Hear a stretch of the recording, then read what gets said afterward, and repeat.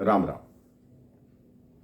जैसा कि मैं पिछले प्रसंग में बता रहा था, किस तरह लक्ष्मण जी मां जानकी को घनघोर जंगल के बीच में छोड़ के गए और किस तरह हाथी ने आके मां जानकी की मूर्छा को दूर की। किस तरह ऋषि वाल्मीकि मां जानकी के समक्ष आए। मां जानकी आंखों में आंसू भर के उनके चरणों में प्रणाम करती है। वो मां जानकी के शीश पे हाथ धरते हैं, कहते हैं, पुत्री, कुछ भी बताने की आवश्यकता नहीं, मुझे सब ज्ञात है, क्योंकि मैं रामायण का रचयिता हूं। मुझे सब ज्ञात है कि तुम्हारे साथ क्या क्या होना है, यह भी ज्ञात है। मैं उसी रामायण का अभी तक अंत नहीं लिख पाया, क्योंकि जो अंत मेरे मन के अंदर है मैं उसको चाहता नहीं, लेकिन मैं चाहता हूं उस अंत को बदला जाए, लेकिन वो बदल नहीं पा रहा। मेरी रामायण में जैसे जैसे भी लिखा हुआ है, तुम्हारे जीवन में वैसा वैसा ही हो रहा है। अब वो कहते हैं, तुम मेरे साथ चलो पुत्री, मेरे आश्रम में निवास करो। वाल्मीकि जी कहते हैं, मैं जानता हूं पुत्री, तुम गर्भवती हो और इस गर्भावस्था में ही तुम्हारे पति ने तुम्हारा त्याग किया है। यह तो पूर्व नियोजित था। तुम्हें भली भांति ज्ञात होगा किस तरह पुष्प वाटिका में तुमने मेरे आश्रम से गए हुए एक तोते और तोती को पकड़ा था। किस तरह उस तोती ने तुम्हें शाप दिया था कि जब तुम गर्भावस्था में होगी तुम भी अपने पति से दूर हो जाओगी। मां जानकी को सारी बात याद आती है। ऋषि वाल्मीकि कहते हैं, आप मेरे साथ चलो। मां जानकी कहती हैं, मेरा एक निवेदन है कि मेरा परिचय किसी को ना दिया जाए। यह ना बताया जाए कि मैं अयोध्या की सीता हूं, मैं मिथिला की राजकुमारी हूं, मैं एक साधारण वनवासिनी बनकर आपके आश्रम में रहने को तैयार हूं।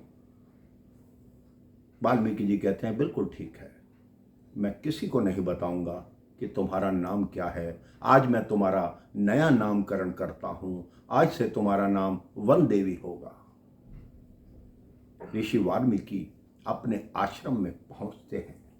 मां जानकी को लेकर उनके सारे शिष्य और शिष्याएं एकत्रित होते हैं कि प्रभु ये कौन है। तो ऋषि वाल्मीकि कहते हैं, ये मेरी धर्म पुत्री है, इसका नाम वन देवी है।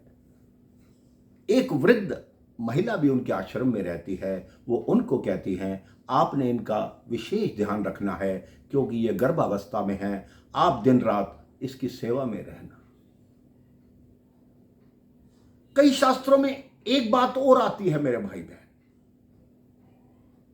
कि श्री हनुमान जी, जब माता सीता का त्याग किया गया तो श्री हनुमान जी को जब ज्ञात हुआ, जहां लक्ष्मण जी मां जानकी को छोड़कर आए, हनुमान जी उड़कर वहां पहुंच गए थे। एक वृक्ष पर बैठे हुए देख रहे थे कि किस तरह ऋषि वाल्मीकि जब मां जानकी को लेकर गए, तब वो एक बालक के रूप में उसी आश्रम में आ गए और एक रूप से प्रभु राम की सेवा कर रहे हैं और बालक रूप से मां जानकी की सेवा करने के लिए तैयार हो गए। ऋषि वाल्मीकि ने पहचान लिया कि यह कौन है, लेकिन वह सदैव मां जानकी के आसपास रहते, उनकी सेवा करते। वो कोई भी कार्य कहती वो भाग के पहले ही कर देते थे। उधर जब लक्ष्मण जी अयोध्या वापस पहुंचे, प्रभु के समक्ष गए, तो उन्होंने देखा प्रभु पृथ्वी पर ही कुशा का आसन बिछा रहे हैं, अपने सोने की तैयारी कर रहे हैं। लक्ष्मण जी पूछते हैं कि प्रभु ये क्या है। तो प्रभु श्री राम की आंखों में आंसू आ जाते हैं। कहते हैं, सीता जब वनवास में चली गई, उसका कुछ ज्ञात नहीं कि कहाँ है। जब वो धरती पर सोएगी तो मैं बिस्तर पर कैसे सो सकता हूं। आज के पश्चात मैं भी धरती पर सोऊंगा।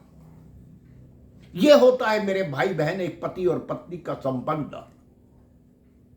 यह आवश्यक नहीं कि सारे त्याग पत्नी ही करे, पति का भी कर्तव्य है। अगर पत्नी दुख में है तो उसका साथ दे, और जैसा आचरण उसकी पत्नी उसके साथ करती है, पति भी उसकी सहायता करे, उसके कार्य करे।